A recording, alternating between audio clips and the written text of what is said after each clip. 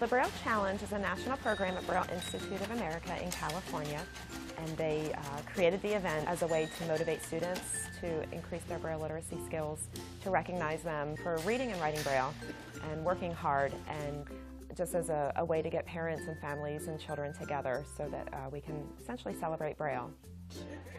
It can be encouraging for them to be around other kids, to see all these positive role models, and for parents to see, parents of young children bring their young kids, and then they see these older students talking about, their juniors and seniors in high school. They're talking about taking the SAT and the ACT and where are we going to go for college.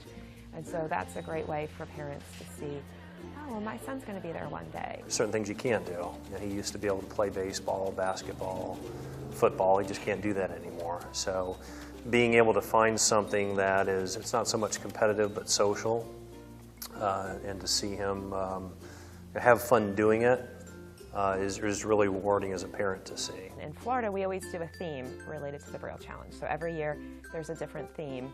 We've done Braille Wars, Red, White, and Braille. Last year was Rock and Braille. This year is a Harry Potter theme, the Wizarding World of Braille. We do it like that because we recognize the kids are coming essentially to take a test.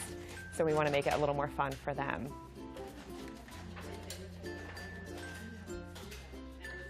They actually get to compete against one another, and they learn that if I work harder, if I practice, if I do some of the practice tests online, if I practice listening to the speed and accuracy tests from previous years, that, hey, I do better this year.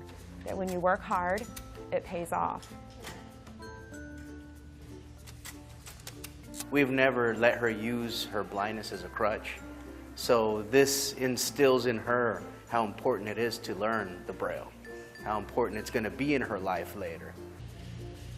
We don't have to make any accommodations, and that's, I think, another reason why the kids really enjoy it is because they don't have to have somebody pull them out of the room and do separate testing. They don't have to wait, oh, I didn't get this in time. I've got to Braille your test and you're going to take it after school. Everything is right here. I think a lot of times we forget that it's so easy for everyone that's sighted to be able to just interact with each other and understand what we see or we don't see. A lot of times people will ask, well, why are we still teaching Braille when there's so much technology? Isn't Braille going to be obsolete? And I always like to answer that question with a question.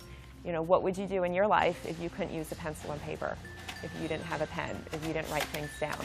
Just think about how many times a day, you jot down a phone number, you write down a note, you write down instructions, you read something on a piece of paper.